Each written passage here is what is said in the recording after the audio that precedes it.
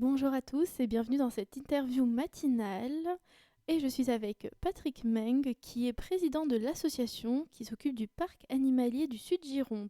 Bonjour Patrick. Bonjour.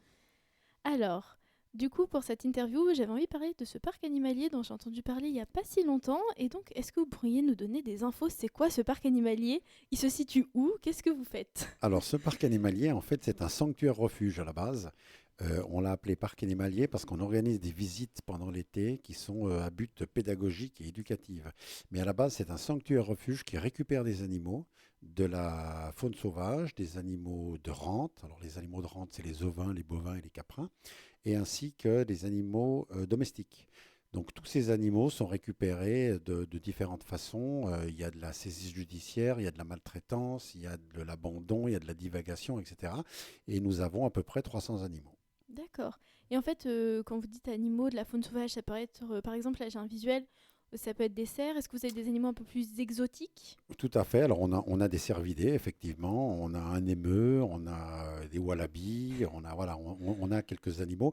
Alors on peut pas tout avoir pour des questions d'autorisation et de toute façon on n'aura pas, par exemple, de la faune africaine, Mm. des tigres, des lions, des ours, etc. Tout simplement parce que ça demande. Alors éthiquement, c'est pas bien ma tasse de thé déjà, et puis ça demande des infrastructures beaucoup trop importantes pour une petite association comme nous. D'accord. Et du coup, le parc, il fait quelle taille? Est-ce qu'il y a des enclos plus ou moins grands? Comment ça se passe aussi quand on arrive pour visiter le parc? Alors le parc, en fait, aujourd'hui, on est sur une surface de 35 hectares à peu près, mais on n'a que 5 hectares de construit, en fait. C'est-à-dire que le parc est sur 5 hectares. Il y a bien sûr des enclos plus grands que d'autres, parce qu'on a quand même du cochon d'Inde qui est le plus petit animal, et on a du chameau, donc c'est le plus grand. Donc les enclos, vous imaginez bien que c'est pas pareil pour un cochon d'Inde ou un chameau. Alors on a différentes tailles d'enclos, et puis voilà, puis on a 300 animaux répartis sur plusieurs enclos. D'accord. Et donc vous dites que vous faites du sauvetage animalier. Alors déjà, moi j'ai une question, comment on se retrouve avec des wallabies en Alors, Gironde? alors, pour la petite histoire, les Wallabies viennent pas de Gironde, en fait, ils viennent de la région de Nantes, et c'est tout simplement un couple qui s'est séparé, et le mari est parti, et c'est lui qui avait les autorisations, et la dame s'est retrouvée avec ses animaux, elle ne savait pas quoi en faire. D'accord. Et aussi, donc vous faites des sauvetages. Mhm. Alors, comment ça se passe ces sauvetages? Parce que j'imagine que c'est pas la même chose pour un wallaby ou pour un cochon d'Inde. Ah oui, tout à fait. Alors sauvetage, il y a différents sauvetages. On fait des saisies judiciaires, donc c'est considéré comme un sauvetage. On peut faire des sauvetages aussi, aide à la faune sauvage, c'est-à-dire des animaux qui sont coincés ou des choses comme ça. Et puis, on intervient aussi sur les animaux blessés pour faire le lien entre le découvreur et les centres de soins, en fait, pour amener un animal blessé. Et du coup, c'est peut-être plus pour certains animaux un lieu de passage en fait. C'est le temps qu'ils se rétablissent pour être remis à la liberté. Alors oui, alors c'est pas. Alors sur les animaux de la faune sauvage, c'est plutôt une prise en charge pour les amener le plus rapidement possible au centre de soins, parce que nous on n'a pas de faune sauvage en fait en rétablissement. Les animaux de la faune sauvage qu'on a, c'est les animaux soit qui ont été imprégnés, soit qui ont été récupérés de saisies, etc. Et eux, ils ont vocation à rester chez nous en fait. Mais autrement, les animaux blessés de la faune sauvage, c'est vraiment, on s'occupe plus du transport qu'autre chose. En fait. Et donc en fait, le parc c'est plus comme un sanctuaire que comme un zoo finalement. Ah, tout à fait. Et on ne veut pas cette appellation zoo, donc on s'est juste appelé Parc animalier Sud-Gironde parce qu'on travaille avec d'autres structures euh, en France et à l'étranger. Et puis, on voulait un nom qui correspond à ce qu'on fait, donc on va dire Parc animalier, et qui visuellement, géographiquement, on va dire, on voit où on est. Donc, parc animalier Sud-Gironde, voilà, on s'appelle comme ça. Mais on communique beaucoup sur sanctuaire-refuge parce qu'on est vraiment un sanctuaire-refuge. Et est-ce que c'est compliqué est-ce que c'était compliqué de s'intégrer dans le sud Gironde, tout ça, d'un point de vue peut-être de certains animaux, de... Alors, oui et non. Alors, on est dans une zone boisée, nous. La problématique dans la zone boisée, c'est qu'on n'a pas beaucoup de pâture et on a beaucoup d'herbivores. Donc ça, c'est un souci réel. C'est-à-dire que on a des gros budgets foin parce qu'on est obligé de donner du foin à l'année à nos animaux, par exemple. Mais autrement, on a des animaux qui s'intègrent au climat, par exemple, en Sud-Gironde, aucun souci, oui, tout à fait. En plan bovin, on a beaucoup de vaches Highland, c'est les vaches qu'on va trouver en Écosse. Elles, il n'y a pas de souci, le climat de la Sud-Gironde leur va très bien. Donc en fait, si on vient visiter le parc ou le sanctuaire, bah, en fait, on voyage un peu finalement. Ah oui, tout à fait. On vous emmène voyager. Et puis surtout, nous, ce qu'on veut, c'est que ce soit pédagogique, éducatif. On fait même rentrer les gens dans certains enclos, etc. L'idée, c'est vraiment qu'on soit tout près des animaux et qu'on leur explique un peu l'histoire. Alors, tous les animaux n'ont pas une histoire rocambolesque ou tragique, mais il y en a quelques-uns quand même, oui. Et quand vous dites éducatif, par exemple, quelqu'un comme moi de mon âge peut aussi venir, du coup. Ah bien sûr, alors on est ouvert à tout le monde. Alors on reçoit des Mm. écoles, on reçoit des groupes, on reçoit des personnes en situation de handicap, et puis on reçoit aussi des clients lambda, on va dire des familles, etc. Il n'y a aucun problème. D'accord, oui, donc comme ça, si on veut, si moi j'ai envie de découvrir un peu certains animaux exotiques, je peux venir visiter votre parc et j'aurai peut-être une explication. C'est une visite guidée, ça se passe comment? Tout à fait, vous aurez de toute façon une explication parce qu'on ne veut pas des gens qui se promènent tout seuls dans le parc, et c'est des visites guidées à heure précise. Ok. Voilà, Ah oui, ça c'est bien, ça permet de... tout à fait. Donc bah, je vous propose que on s'arrête là pour cette partie. Après, on va parler du côté un peu plus dramatique avec l'événement qui a eu récemment, la tempête Niels, et donc comment le parc a été affecté, tout ça. On en parlera donc dans la deuxième partie de l'interview. Donc merci d'être avec nous aujourd'hui. Ok, merci à vous de m'accueillir. Bonjour à toutes et à tous qui nous rejoignez. On est avec Patrick Mung du Parc animalier du Sud-Gironde. Donc dans la première partie, Patrick, nous avons parlé de l'histoire du parc, de tout ce que vous faites pour les animaux. Donc je vous propose de passer dans cette deuxième partie à la tempête Niels. Parce Mhm. que, voilà. Est-ce que vous pouvez juste recontextualiser en une phrase pour ceux qui n'étaient pas là pour la première partie ce qu'est le parc et après nous parler de la tempête Niels? Alors le parc animalier, alors le sanctuaire refuge, on va dire, est situé à Landiras et il accueille des animaux. On a à peu près 300 animaux, donc il accueille des animaux de sauvetage divers. Voilà.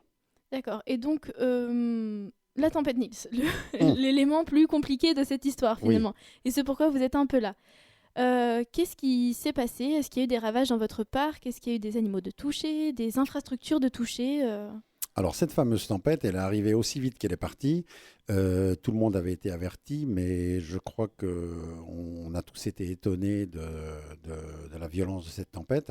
Sur l'Andiras, il y a des vents qui ont été des rafales de vent qui ont été jusqu'à 130 km/h. Donc en fait, on a eu beaucoup de casses, effectivement. On peut dire que 80% du parc a été couché. Alors ce sont principalement des arbres qui sont tombés sur des clôtures, etc., sur quelques petites infrastructures, mais les grosses infrastructures, par chance, ont été quand même protégées. Mais aujourd'hui, on doit pratiquement repartir à zéro parce que le parc, il y a vraiment eu de la casse, quoi. Oui, donc il a fallu évacuer peut-être certains animaux du parc. Alors il a fallu récupérer ceux qui étaient dehors parce qu'il y a beaucoup d'enclos qui étaient cassés. Il a fallu remettre les animaux dans le bon sens parce on est quand même sur des animaux qui se sont mélangés dans les parcs, etc. Et puis il a fallu donc tout déblayer, effectivement, ce qui est tombé. Il a fallu refaire les parcs provisoirement. Et puis là aujourd'hui, on est dans on se projette en fait à l'avenir dans la reconstruction. Et donc, pour cette reconstruction, vous avez besoin de quoi concrètement? Alors pour cette reconstruction, on a besoin de trois choses. La première, le plus important, le nerf de la guerre, c'est de l'argent. La deuxième chose, c'est du matériel, parce qu'en fait, on a pas mal déjà de sociétés, d'entreprises qui nous ont donné du matériel, parce que tout le matériel qu'on nous donne, eh ben, c'est ce qu'on n'a pas acheté, donc c'est comme de l'argent. Et la troisième, c'est aussi des bénévoles, mais par rapport à ça, donc on va lancer des journées bénévoles avec le détail de ce qu'on a prévu de faire, et comme ça, chaque personne pourra venir ou pas en fonction de ses capacités physiques ou autres, pour venir nous aider en fait. Et donc, par exemple, si je viens faire du bénévolat, réparer un enclos, c'est un peu être au cœur aussi avec les animaux, au cœur de leur vie. Ça peut être. Ah oui, bien sûr, parce que les enclos sont autour des animaux, automatiquement. Et puis, on a beaucoup d'abris à refaire à l'intérieur des parcs, etc. Et les gens qui viennent, de toute façon, on travaille au milieu des animaux, de C'est toute peut-être façon. une occasion d'être en proximité d'animaux qu'on voit pas forcément toujours chez nous, quoi. Oui, tout à fait. Alors, juste à faire attention, c'est que si vous venez nous donner un coup de main, il faut quand même pas regarder les animaux toute la journée. Il y a quand même un petit boulot à faire. Mais les animaux sont là et souvent, les gens qui viennent nous donner un coup de main on leur laisse quand même le temps d'aller voir les animaux, le temps peut-être d'aider à nourrir aussi ou des choses comme ça pour que ce soit un peu ludique pour eux. Ils n'ont pas fait que de travailler, quoi. Et comme matériaux, vous recherchez quoi principalement? Alors, matériaux, principalement, ce sera du grillage, Mm. des piquets en bois, acacia ou châtaignier pour que ça tienne bien. Et tout ce qui est bardage de toiture et bardage de façade pour faire les abris. Et aussi du bois, automatiquement, du bois de bardage ou des lambourdes, des poutres, etc. pour faire les ossatures. Voilà, ça, Est-ce- ça c'est principalement ce qu'on a besoin en termes de matériel. Donc, est-ce que pour nos auditeurs qui éventuellement auraient ce matériel-là à donner, vous pourriez donner un contact, un numéro de téléphone, un mail pour venir en contact avec vous, pour vous donner ce matériel-là? Bien sûr, alors le mail, oui, le mail c'est animalprotect33@gmail.com. Voilà. Ça c'est l'association, Animal Protect étant l'association qui gère le parc animalier et le sanctuaire refuge. Autrement, le numéro de téléphone est le 06 09 93 46 22. Mais autrement, les gens peuvent nous suivre par exemple sur Facebook, sur la page Parc Animalier Sud Gironde et entrer en contact avec nous via Messenger. Et puis ça va très bien aussi. D'accord, donc voilà, si on a du matériel à donner, on sait comment vous contacter. Et Voilà. enfin, le nerf de la guerre, l'argent. Donc vous avez ouvert une cagnotte, il me semble. Alors on a effectivement ouvert une cagnotte spéciale sur Helloasso pour la reconstruction du parc qui a bien avancé. On a la moitié de ce qu'on a besoin pour le moment, mais il va falloir encore continuer à la faire grossir parce que on a décidé de repartir, parce qu'à un moment donné, on était dans le flou artistique un petit peu, c'est-à-dire que est-ce qu'on repart ou pas, parce que si on n'a pas les moyens, ça va être compliqué. Donc on a décidé de repartir, mais aujourd'hui, on n'a pas assez d'argent pour amener le projet jusqu'au bout. Donc on est encore dans les contacts avec des fondations, avec des entreprises, etc., pour avoir un peu de financier. Et on compte aussi sur les cagnottes qui augmentent tranquillement. Et donc je précise qu'on partagera le lien de la cagnotte dans le podcast. Comme ça, les gens qui sont intéressés pourront donner, même peut-être à partir de 1 € déjà. Si tout le monde donne 1 €. Mais bien sûr, il y a pas de petits dons, en fait. S'il y a 10 000 personnes qui donnent 1 euro, ça fait 10 000 euros et tout de suite, on en arrive à faire quelque chose, quoi. Et donc, pour arriver à trouver cet argent, cet engouement bénévole, tout ça, vous avez décidé de créer un événement caritatif. Est-ce que vous pouvez m'en parler? Alors, on a décidé de créer plusieurs événements tout au long de l'année. Alors, le premier arrive pour Pâques. Il se fera à l'espace culturel Alexandre de Lure-Salus à Sauternes, qui est un très bel espace.